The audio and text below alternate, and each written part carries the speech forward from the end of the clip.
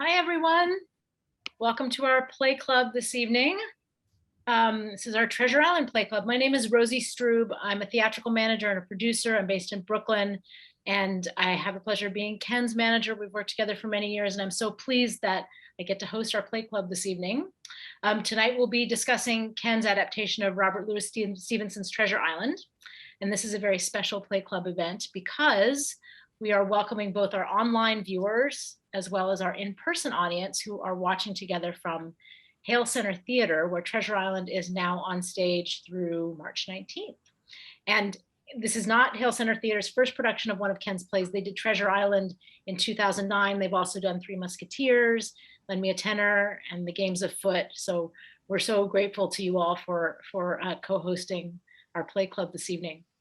We're joined this evening by our playwright, Ken Ludwig, by David Tinney, who directed this production of Treasure Island, as well as the production in 2009, and Josh Richardson, who plays Long John Silver, and also did the play in 2009. So I'll just briefly introduce everyone. Ken, our playwright, is a Tony and Olivier award-winning playwright. He's written 30 plays and musicals, including 6 shows on Broadway, 7 in London's West End. His best-known works include Lend Me a Tenor, Crazy for You, Baskerville, and Dear Jack, Dear Louise, which won the 2020 Helen Hayes MacArthur Award for Best New Play or Musical. His stage version of Murder on the Orient Express, which has been produced all across the country, will have its UK premiere this spring. And this summer, the Glimmerglass Festival in Cooperstown, New York, will premiere his new opera, Tenor Overboard, with a score by Rossini. His book, How to Teach Your Children Shakespeare, was named Best Shakespeare Book of the Year, and he's received numerous awards, including the Edgar Award for Best Mystery of the Year and the Edwin Forrest Award for services to the American theater. So welcome, Ken. Thank you. Thank you very much. And we're also joined by David, who, as I mentioned, is directing this production. He's also the Associate Artistic Director at Hale Center Theatre, and just a few of David's many production credits include Chitty Chitty Bang Bang, The Secret Garden, Guys and Dolls, Les Miserables, A Tale of Two Cities. I could go on and on and on. David is a wonderful director, and it's such a pleasure to have you here with us, David. Thanks for being here. Thank you. Thank you. And of course, we have Josh Richardson, our Long John Silver. I'm just going to name a few of your favorite credits. Josh, he played Nathan Detroit in Guys and Dolls, Thénardier in Les Miserables, Daddy Kane in Bright Star, and Gomez Addams in The Addams Family. The list goes on. So welcome, Josh. Thank you. All of those were directed by him, by the way. This is our 11th show together. Oh, wow. So exciting. I thought we'd just kick things off before we start talking about the play by watching the trailer from this extraordinary production of Treasure Island that you're producing. So we're also joined, by the way, by Tyson Levitt, who is going to be taking your questions later and also helping us show some of these video clips. And also a note, everyone, we're recording tonight's session. So would that be okay, Tyson? Can we show that clip? Great. Yep, here we go. All right.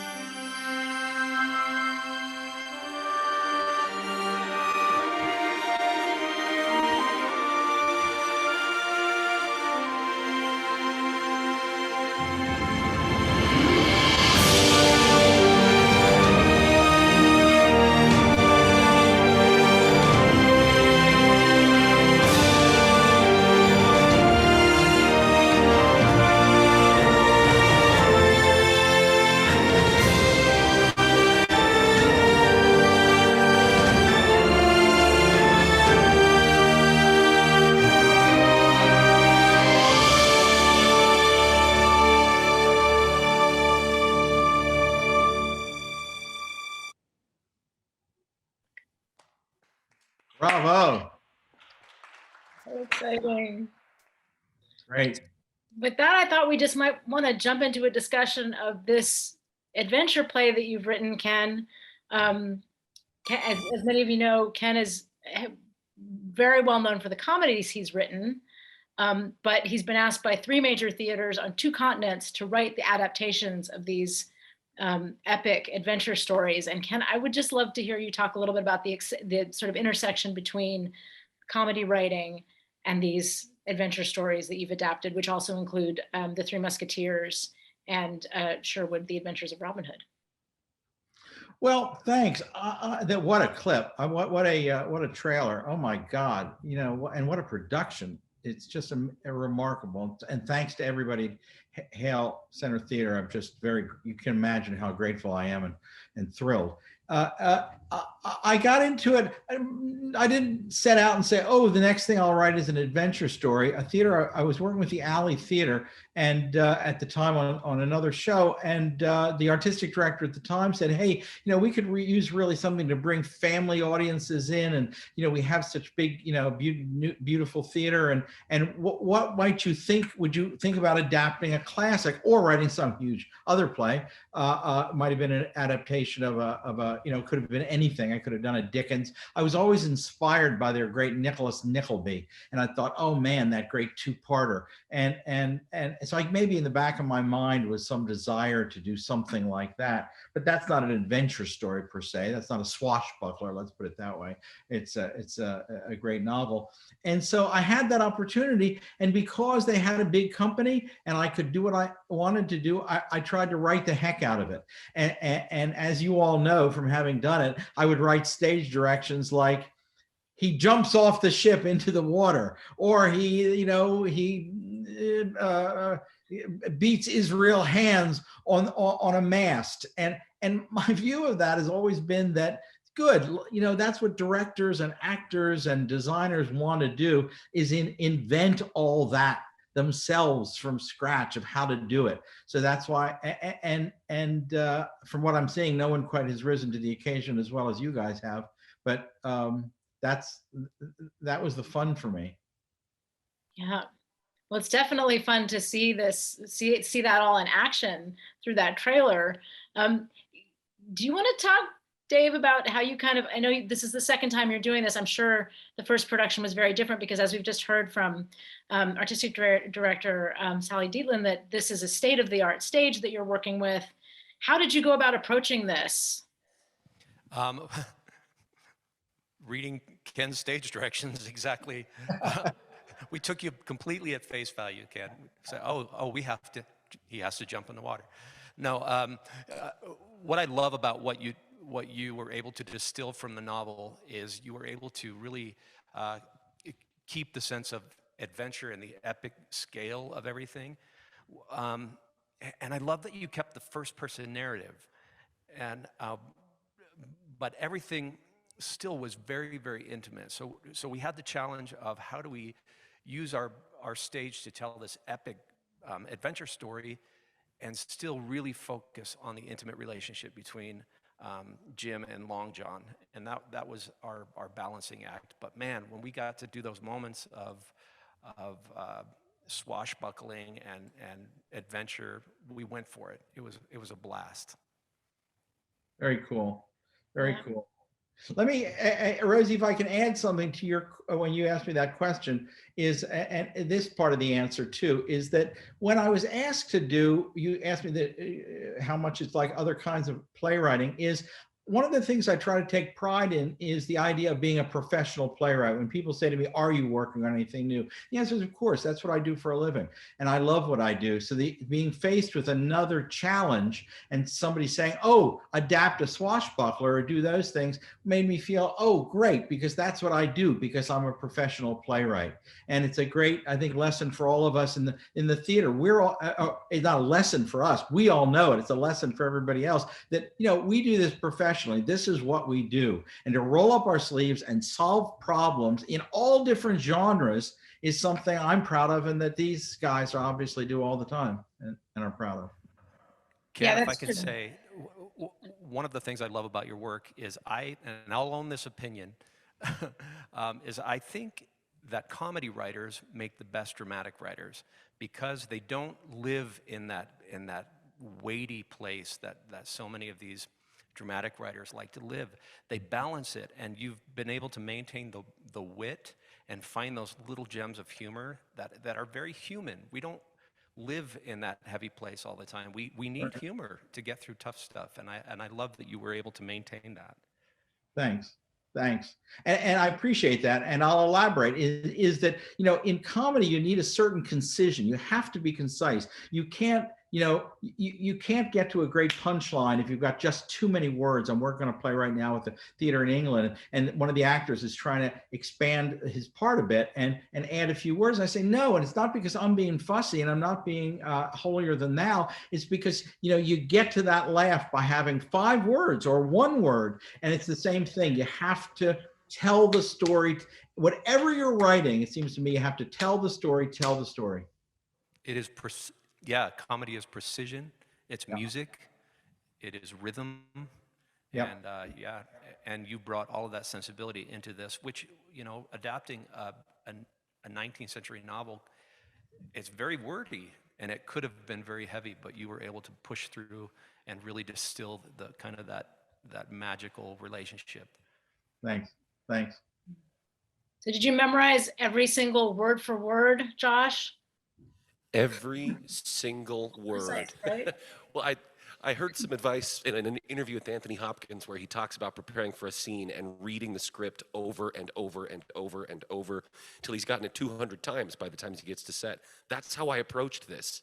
As soon as it was in motion, I got my copy of the script and just read and absorbed these. There's the lines for Long John are so fun to say. It's so fun to talk about this stuff that he talks about and develop that relationship with Jim. And it's that precision in the words that you can feel, and the timing, and that there's a prose to it, and to be faithful to it as written, but to be able to also communicate that to the audience. I mean, it's kind of like, you know, we started with Robert Louis Stevenson wrote the book, Ken wrote the script, Dave envisioned the show, and now I get to speak it. I feel like the last link in an amazing chain. It's interesting that you mentioned the poetry of that, because that's something, and Ken and I were talking earlier. Ken mentioned the fact that, you know, it's the way that the novel is written is there's quite a lot of poetry already in that writing. So I don't know if Ken, you want to elaborate on that? Well, that's why, as I recall, I wrote it a lot of it, or if not most of it, in iambic pentameter. And I just did it spontaneously. I don't remember why I did it. I didn't do it to sound pretentious. I did it because, and it sounds pretentious, but it wasn't. It was. I read tons of Shakespeare. You know, I wrote a book on Shakespeare. But it's, you know, it was a rhythmic piece. It was a poetic piece. So it kind of came out that way. I've never done any other play that way, but that made it sort of extra fun. Yeah. Very much so. And to deliver those lines in that pentameter is just to extol the virtues of peeling a potato and an honest day's work. You know, it's lovely. Thanks. I love that scene. Yeah. But so just bringing us back, we have one other clip we were going to show that kind of comes back to this idea of these big, bold stage directions that Ken has written, and some of the ways that David and his team have found to realize them. David, do you want to set that up? Sure. What we were really focused on is that every single scene had to be told through Jim's point of view. Memories, the whole thing is really a memory. Jim is recalling this adventure as a young man and looking back and narrating it and telling this story. Well, you know, memories are selective, and often they're colored by our emotional content. Whether or not we recall them exactly as they were, or whether we actually embellish them with the emotional experience that we had. So in this scene, this was the culminating moment. This really is the pivotal moment where Jim grows up. He has to kill this man to survive. And it's a very powerful scene. And we wanted to give it both visual and emotional content. So we put it in the middle of a storm. Oh, wow. And here you go.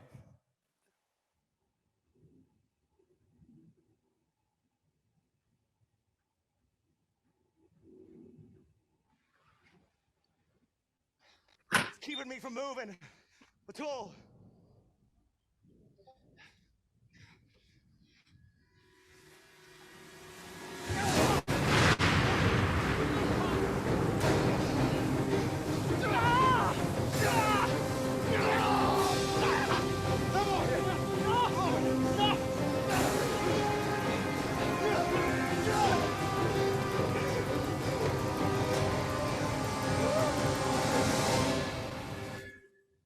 step, Mr. Hands, and I'll blow your brains out.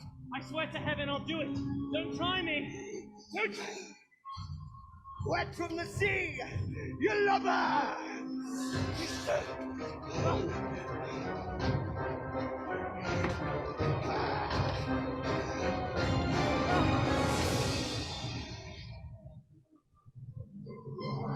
I'm coming after you, boy! Come on!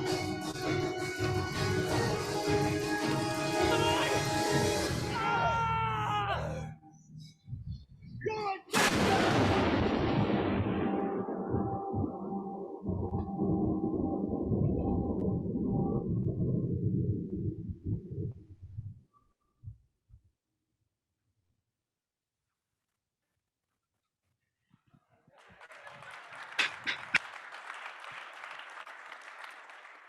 What, my what I God. really wanted to focus, yeah. What I really wanted to focus on is in that moment when he has to make the choice to kill Israel Hands, time slows down, and we wanted to focus on the weight of that. It wasn't something he did lightly. In the words that you wrote afterward, where he says, knowing that I killed a man, I began to feel sick. And we wanted, especially for the kids that will come in the audience, to know that that's a life-altering decision. And then later in the words that he says, he realizes that was the moment that changed him, that began his journey to manhood.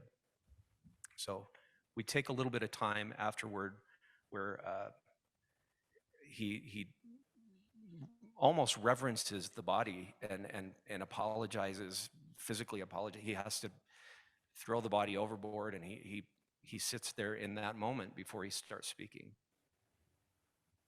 Wow. Extraordinary. How did you do the big shower at the end? Is that all just light, the shower of water?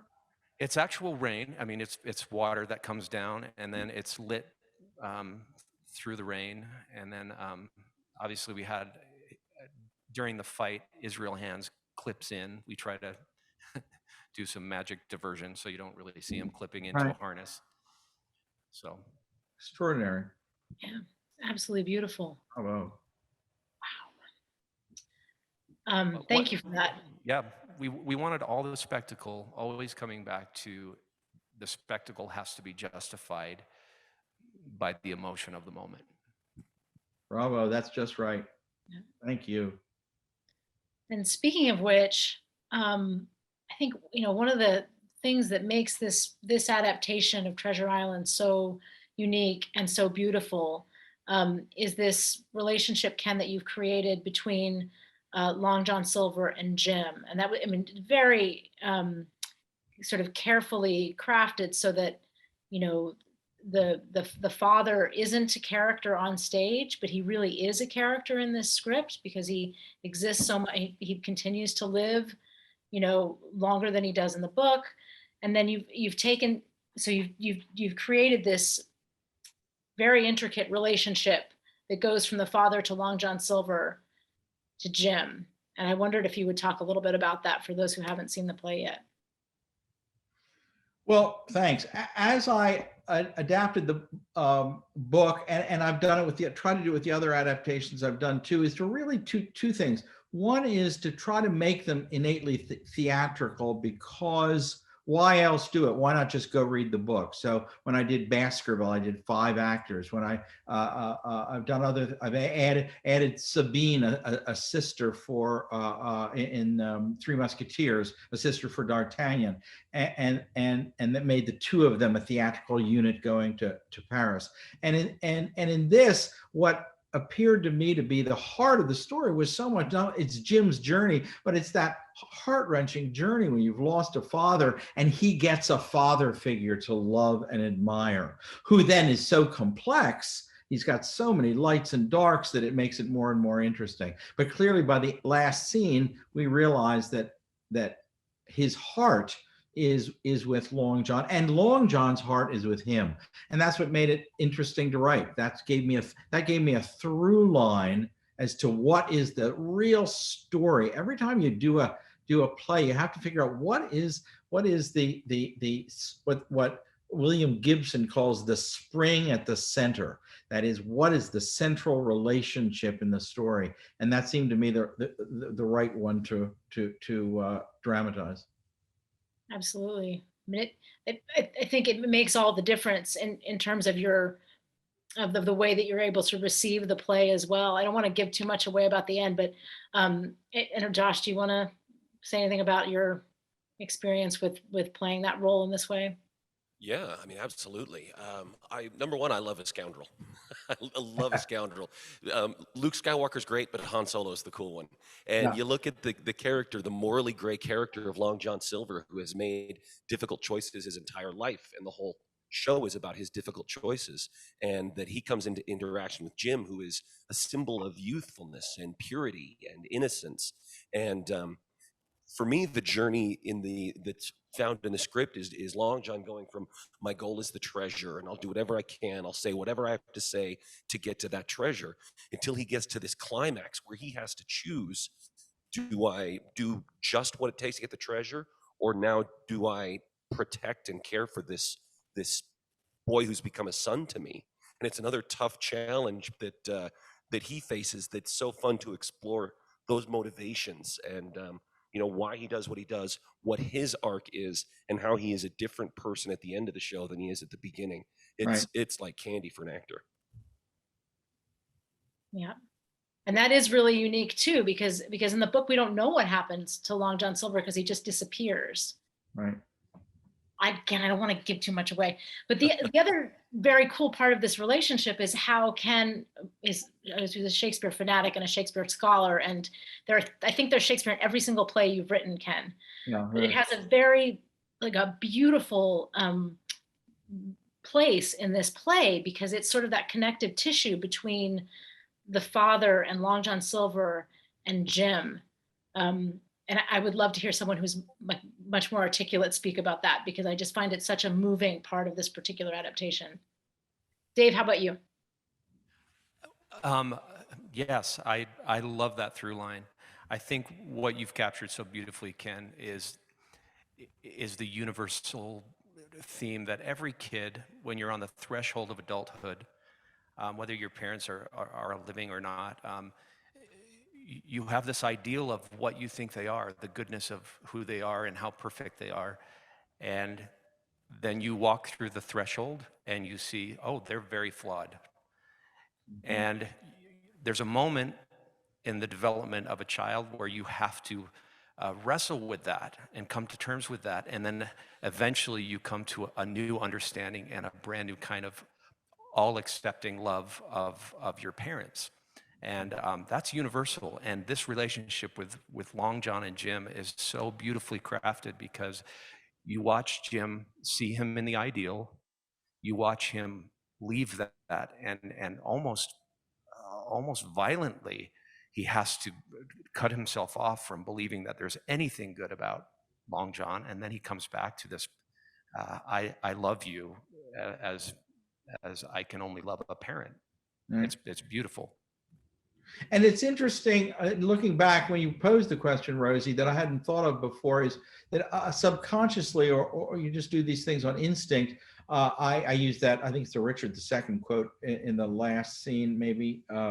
But in any case, the Shakespeare I used is a communication between parent and child, in the sense that I taught my children huge gobs of Shakespeare from the time they were 6 years old on. So my daughter would sit in the bed with me. We'd do passages, and that's what ultimately became this book that I wrote, How to Teach Your Children Shakespeare, because I took all that stuff about how to teach kids Shakespeare. You don't need to know it yourself. You just learn it in the next chapter, and then you teach them. And what the bond it created between the two of us was amazing. She's now a young woman, and she continues to quote Shakespeare, because as you know, as an actor, that once you learn it, you don't forget it.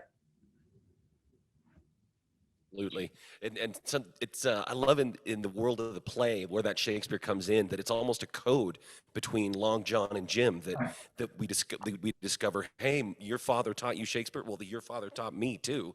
And from that, we've both grown to love it, and it becomes a shorthand where now these great, like the Richard II quote, the Henry V, all these different great and iconic moments become this sort of language between them. Here's how it's really going on through the lens of a Shakespeare quote. And the moment, the moment where Long John tries to use that to manipulate Jim, and Jim just said, he cuts him off. It's that moment. Actually, that's part of the next clip we'll see. Cool. Oh, good. Yeah, do you want to set that up for us, Dave? Sure. This is the moment where Jim goes back to the stockade. He's just killed Israel Hands, and he still is hopeful in some recess of his little soul that his dad is still alive. And this is where Long John breaks the news to him.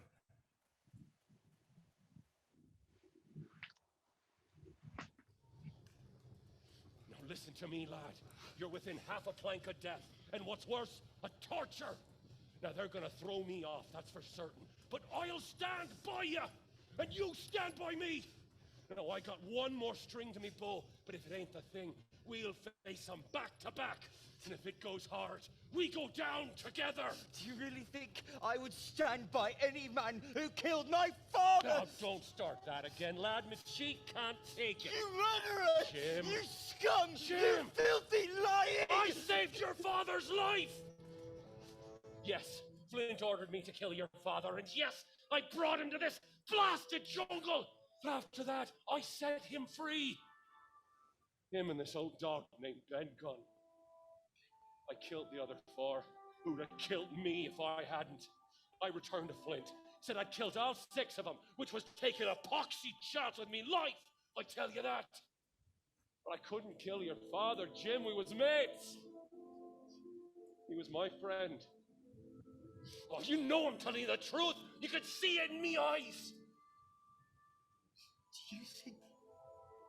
Do you think my father could still be alive? He's not, Jim. Before we sailed, he made a break for the ship, and Flint cut him down. I had hell to pay from Flint, I promise you. But it was here or London, and he died like a man. No! Here come the crows, Jim. It's now or never. Are you with me, lad? Oh, I'm with you. You better take this. Are you certain, lad? I am. Right.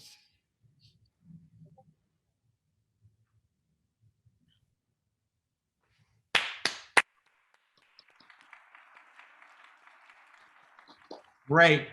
Just great. So good, Josh. It's so fun. And our Jim is just, oh, he's amazing. We have so much fun together. We get off stage after those scenes and just giggle over how much we're little kids playing pretend, only now we get swords and costumes and amazing props and a big set and people to watch. And it's just joy between us. Great. This is just a question I've been wanting to ask ever since we started talking about doing this play group. And that's just having done this 13 years ago, I guess the question for you, Josh, is how does it feel for you 13 years later to play this character who is a father figure, but also a villain, a murderer, and with all that life experience 13 years later, what's that like to do that now? It's been remarkable. I was a father then and a father now. My kids were still little back then, and the world is a little different when you're in your early 30s than when you're in your mid 40s, and as you keep growing and learning, and the different sorts of experiences I've had as my kids have grown up and as I've grown up and interacting, to be able to bring that to now to this performance, and ever since that first one, people ask, well, what are your favorite roles you've played? Long John Silver always just pops into my mind. I mean, it's Long John Silver. He's a pirate. It's amazing. And I just never even dreamed I'd get the chance to do it again. But to now get to approach it, and you know, I've never killed anyone. I've never robbed a ship. I've never been a pirate.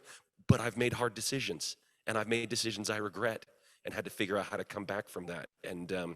And so has Long John. You know, he's this complex character, and to explore those nuances a second time, having brought what I learned the first time and the discoveries made then, and to get to approach it another time where now my kids are 20 and 17, and our experiences are different between us, and it's just it's such a privilege to make a mark on the iconic anti-hero. You know, that it's been amazing. Yeah. Do you have anything to add on to that, Dave? Ditto. Do they even make dittos anymore? Do people even know what that is? You can still say it. I don't know. But that's one of the things that I really, really love about this play too, Ken, is, you know, I first saw it probably, I don't know, 10 years ago. And there was a lot that I took away from it, but it's amazing to kind of come back to it again with life experience. And there's so much more that you pull out of it. And it's just, it's really beautiful. It's a beautiful. One of the comments I've gotten a couple times that I've just loved from audience members is they go, I don't know what to think about Long John. He's not a good guy, right? Is he a bad guy? I can't tell. That to me is such a pat on the back. You know, you're right. Is he a good guy? Is he a bad guy? I don't know. Yes. He is both. Is anybody a good guy or a bad guy? Isn't that, I mean, we want our kids to see the good and forgive the bad in everyone. Right. Yeah. The stage has also grown up quite a bit between then and now, along with the rest of us. We're in a different space, and we had water elements the first time, but now we've turned it up to 11 in here, and the capacity of the audience is different. The abilities that the space has to bring in set pieces, and again, all with the goal of telling the story. Here's this story that's got so much heart, and you think about the great pirate adventures, and you think of big ships and gun battles and swinging on the ropes and all of this the accoutrement maybe, or the mythos of the pirate, and to get to experience that in this incredible space, and but still tell that story, still find the heart of this father and son relationship, this coming of age tale. It's such a fun thing to play the two together, and that's what I've been one to the other.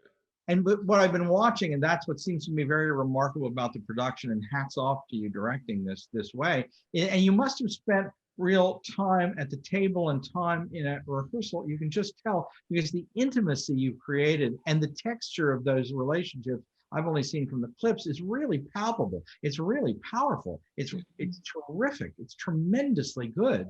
And to do that in that huge space and yet retain it is huge. I mean, that's tough. Yeah, it feels very filmic.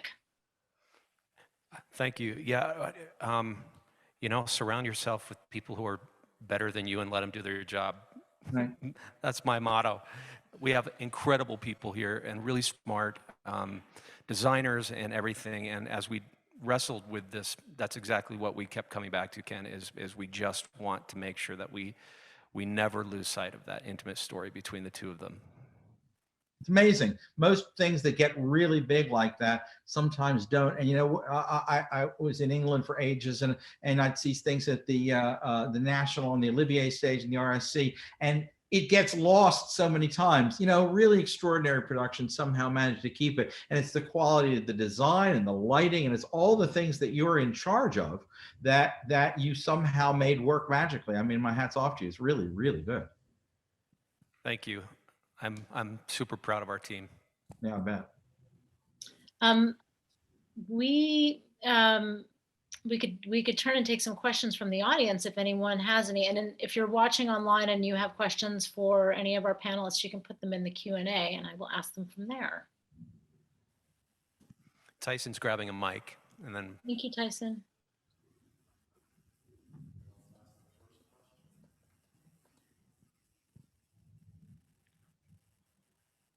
question? Sally. Hi, Ken. This is Sally Dietlein again. Hey, Sally. How are you? Good. I want to know what gave you the bug to be a playwright? Well, great question, because it really relates to what we've been talking about. It was Shakespeare. When I was a young man, my parents had seen a production of Hamlet on Broadway with Richard Burton years before, and it had come out on an LP, and it was 4 LPs. And they bought that for me as my birthday present. I think it was my 10th birthday. And I played it and played it and played it so much that I wore it out, seriously. And I've since bought another copy. You can still get it like on eBay and stuff. And on the, I wanted it on the, you can now, you can even see that it's a John Gielgud production. You can see it. It's not as good on video. It's great to hear it. And you can buy the LP, still buy the LPs. And I just listened and listened to it so many times that I could say, you know, soliloquies off the top of my head. Oh, that these two solid flesh should melt, fall, and resolve itself into a dew, or that the everlasting had not fixed his cannon 'gainst self-slaughter. Fie, 'tis an unweeded garden that grows to seed. Things rank and gross in nature possess it merely that should come to this, but 2 months dead, nay, not so much, not two, so excellent a king as was to this Hyperion to a satyr. And I could rattle off by the end of a few months, I could rattle off all these soliloquies because they just touched me. And Richard Burton, you know, everybody's dream actor. And so that just made me want to be in the theater. And it's all I wanted to do. All I wanted to do. So I went through high school, went through college, actually went to graduate school because my parents thought I should have something to fall back on. God forbid you try to make a living in a theater. And that's where it started. It started with Shakespeare, and it started with that sense of sound and beauty and poetry and imagination. And I was just hooked from the time I was 10 years old on. Oh, I love that. Okay, so one more follow-up to that. When you write a piece like Treasure Island, how many rewrites does something like that go through before you say, and we're done? Well, it's hard to say because I tend to rewrite as I'm writing. So I'll write a scene, I write longhand, and I'll scratch things out as I go. When I write plays, what I do is I spend the first 3 months or so, I usually write about 2 plays a year, spend the first 3 months or so thinking through the play and sort of outlining it in my head and on paper and scratching it down. Neil Simon once gave me some advice. He gave me 3 pieces of advice. One was to use 8.5 by 13 paper, narrow ruled. So when you scratch it down, you can basically see the whole play on a single page once you really get it all. And I love that. And it stood me in great stead all my life. And so I kind of rewrite as I go, and then I'll write a next scene and go back to the other one. So it's constantly in a state of revision till I'm able to go, okay, I can read the whole thing and it's done. And it's usually after about 6 months work. But I'm talking like these guys do, and we all do in the theater, I write usually 7 days a week. Sometimes I take a day off. I write usually about 7-8 hours a day. So wow. it's a lot of loving work. Yeah, because I think sometimes people think that it's easy, that it must just flow out, but it is work. And it's just really remarkable what you continue to put out and that we've been able to do so many times here at Hale. Thank you, my friend. Oh, thank you. Please keep doing them. I got other ones for you. I got new ones. Oh, good. Send it to me. I will. Rosie, we're sending a boatload. Love to see it. Good. 4 or 5 new plays. Yeah, it was a horrible time, the pandemic. It was heartbreaking, but I did what I always do, which is went to a room by myself. And the theater is better for it. Well, thanks, but thank goodness we're coming back. So what are your thoughts on the music associated with this play? For someone who doesn't understand about 2/3 of the Shakespeare, but feels the music with this one, The little bits that you've heard, have you had any thoughts on the music that has been put to some of this dialogue? Just your thoughts on that. Yeah, absolutely. Because David was telling me that I didn't realize that this was an original, composed. The score is original, and I actually my undergraduate degree was in music theory and composition, so I'm a music kind of guy, and I've loved opera.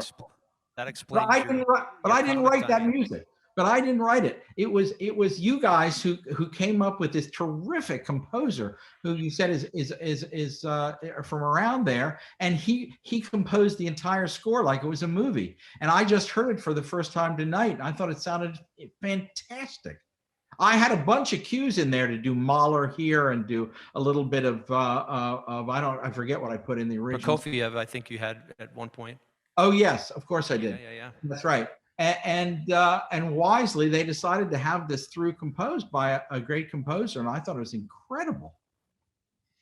I love the idea that you heard music as you were writing it, because the language is so musical, like Shakespeare and like comedy, and but I think we were trying to also tap into a contemporary audience that is a little more tuned to cinema, and kind of weave these folk themes through, and we had some leitmotifs.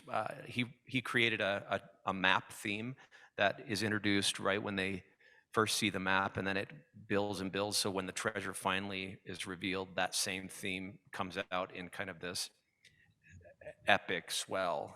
It's pretty cool. And I've just gone through the same thing with a new production I'm going over to England for very soon. It's the European premiere of Murder on the Orient Express, an adaptation I did of the Agatha Christie play at the request of the estate. And I more than ever have music cues in it. And it's virtually all Mahler, but it's also the overture of the School for Scandal. It's a lot of, I thought, remarkably clever things to do. And they said, hey, you know what we're going to do? We're hiring such and such composer, and we're throwing out all your music, and we're going to, through compose it. And I haven't heard it yet. And I thought, great. Well, now I feel better. And now I feel better about it. Well, your musical background, it makes so much sense now reading your script and kind of the rhythm of the scenes and how things move from one thing to the next. It makes a lot of sense to me now. Do we have other questions, Tyson? Yes. This might be a silly question, but in the first scene, Josh, your voice is I'm used to it. So as I heard you as the father, I wondered if it was written in that you specifically play that role, or if it was just a choice because we needed an extra person to be that. Because later on, I thought about it and thought, well, Long John Silver is acting as his father, talking about why he died, and that hit me later, and I went, oh, was that in the script, or was that a director choice? Or I thought that was brilliant. I think in the script, the way we received it is that the casting was outlined like that. Am I wrong, Ken? I haven't read the script in a long time. I think you're right, but it may have been a choice when I did it, in a sense, to cut the size of the cast. I think, and actually, interestingly, the same thing in Murder on the Orient Express for this new production in England, which is this big production that's going to go to the West End. And so they have a possibility to use lots of actors. They said, oh, can we split these two characters who in the script you say are doubled? I don't know if I was smart enough to double that so that's a great question. I attribute it to the people who created this production to be smart enough to do that, but I'm sure it was you. I'm sure you were plenty smart enough to do it. Happy accident. It's a good idea. It's our Bob Ross moment. It's a good idea. It's a really good idea. Any more questions? There's one.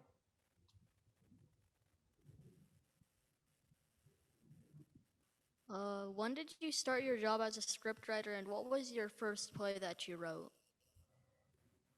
I started. I wrote plays when I was in high school and in college. In college, the sort of hasty pudding shows where you put up with students in it, making fun of the faculty, I did those. But the first time I decided, all right, I'm going to take this really seriously was after I finished graduate school. And I'd wanted to, but graduate school kept me so busy. So after I got out of there, I started a routine where I'd get up early in the morning. So at this point, I was 26 years old, I think.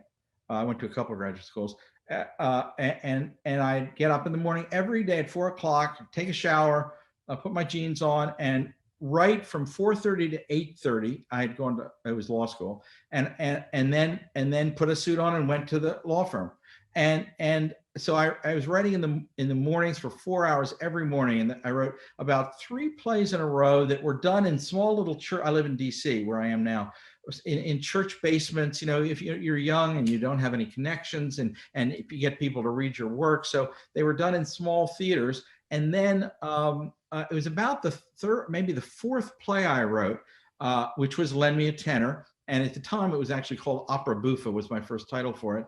And a director from England got a hold of it. I met him at a party. He said, "What have you written?" I sent it back with him, and he read it on the plane on the way back, and then called me and said, "Hey, I have this is a true story. I have a friend who's a producer, a producer friend of mine who would like to read it. Can I give it to him to read?" And I said, because here I am, a young guy who's full of, you know, beans, but also I'm sure too self-important. And I said, "Gee, I don't know. You know, I know a lot of I have producer friends too. I know a lot of people who produce plays." I was lying through my teeth. I didn't know anybody. I said, "What's your friend's name?" And he said, "Andrew Lloyd Webber." And I said, "Fine, show it to him."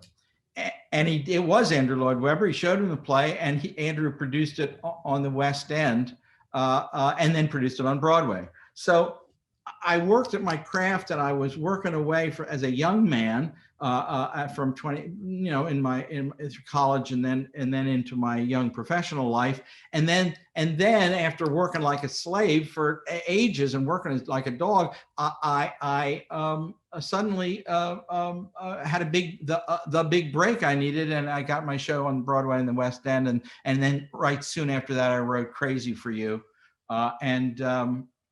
from another call somebody made to me out of the blue, and I was on my way. So I've been doing it since I was a young man, but I always took it really seriously and always worked really hard at it.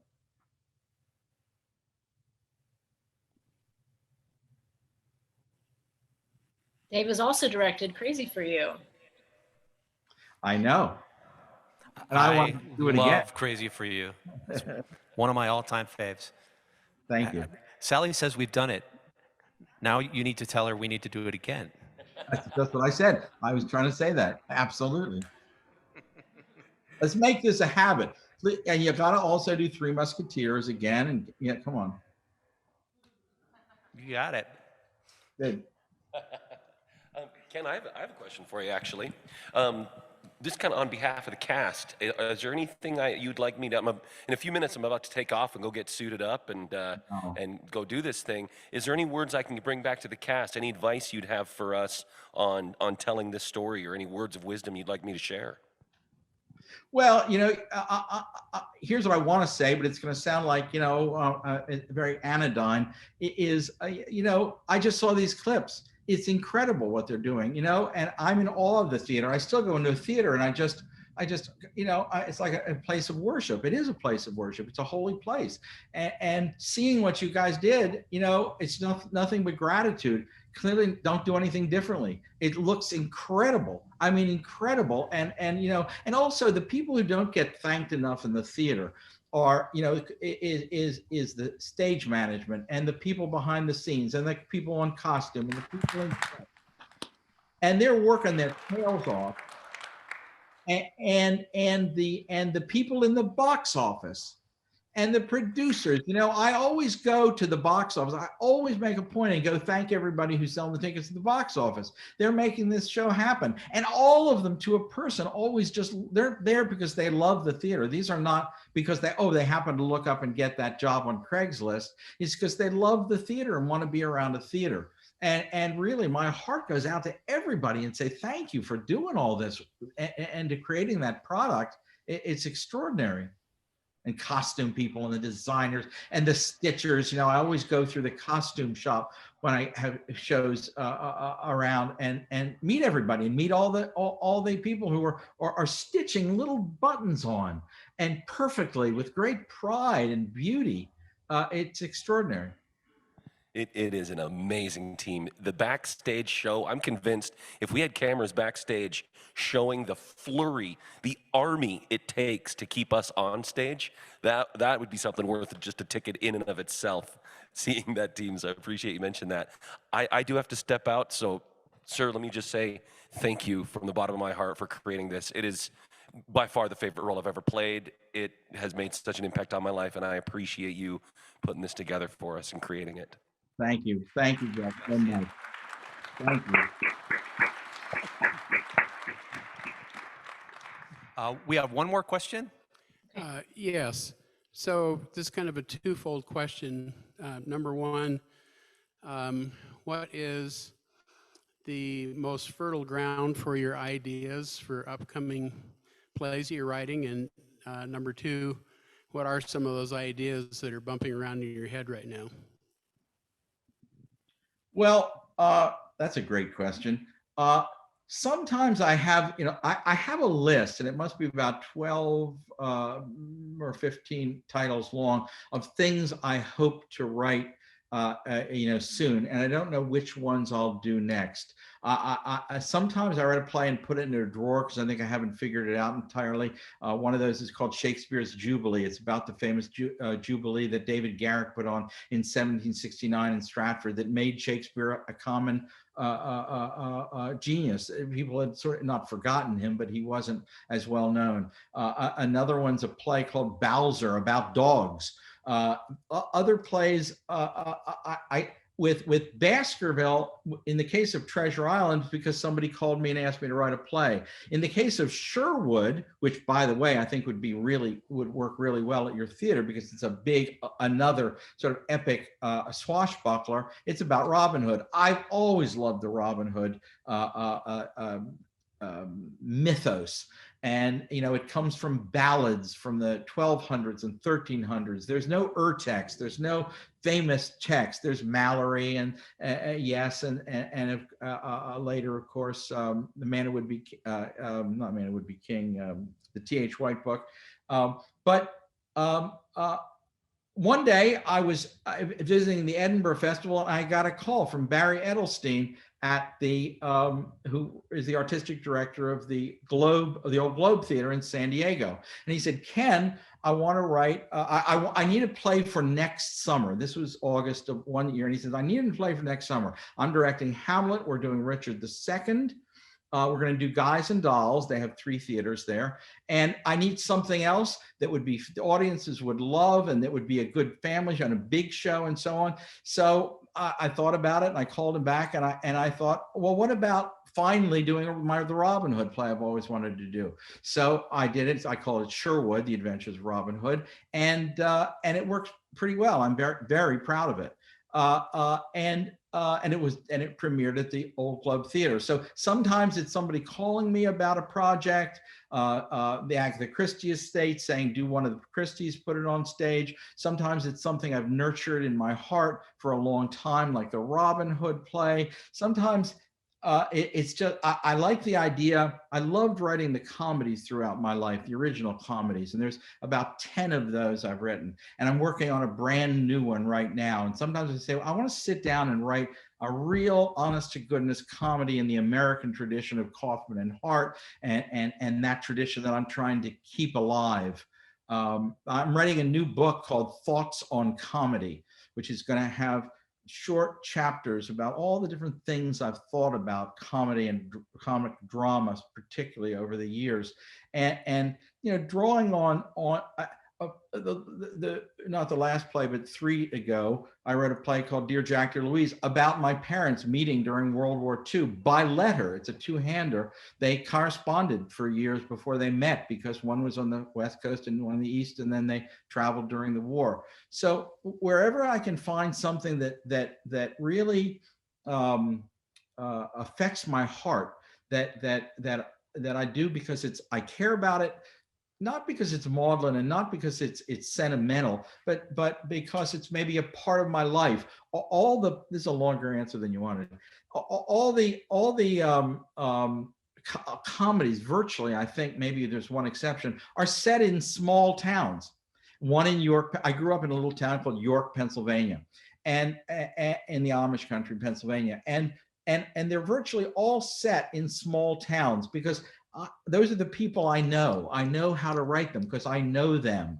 I grew up there. And so I love writing about what happens in a small town. Sometimes when a bigger event comes from outside and galvanizes that world.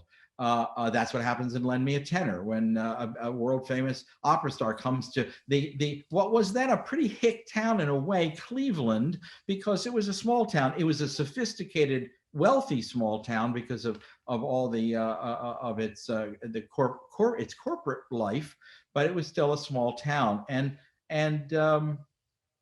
I love writing about that. So I've got a new comedy coming up. I wrote a play called Lady Molly of Scotland Yard, based on a series of short stories by Baroness Orczy, the woman who wrote Scarlet Pimpernel that I sort of unearthed. She wrote in about 1903, and I said it in 1940 during World War early 40s during World War II, around the whole Enigma code world, because I've loved that. I read about World War II all the time, and Churchill's my greatest hero, and other than my parents, as I say in that and the other play about my parents, and I have another new play opening called Moriarty, having written the one about Sherlock Holmes called Baskerville, another 5-hander, but taking the stories about Moriarty and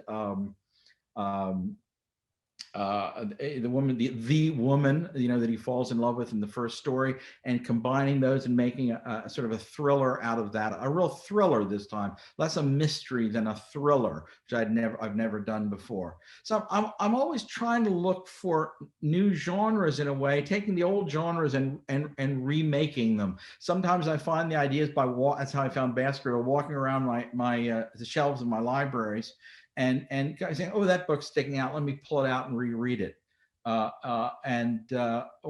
that'll spur on an original idea. So it's a matter of free associating, and it's all instinctual. Writing is instinct plus hard work.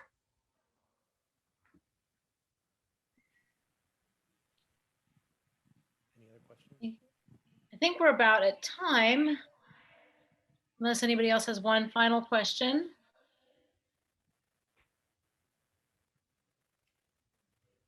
I think we're good. Are we good? Thank you for that last answer, Ken. I feel like I've been taking notes on all the master class and as well as a play club. Thank you, Dave, so much for being here and for talking to us about Treasure Island. Thank you, Ken, for being here. Please thank Josh again for us. Will do. Thanks, Dave, and so much. Sally, thank you so much for being here and agreeing to put this on. Dave, thank you for this extraordinary work. Thank you. Yeah, thanks very much to the Hale Center Writing, please. Yep, and to our audience who've joined us. Thank you. Big legs tonight. Hi, everybody. Thank you.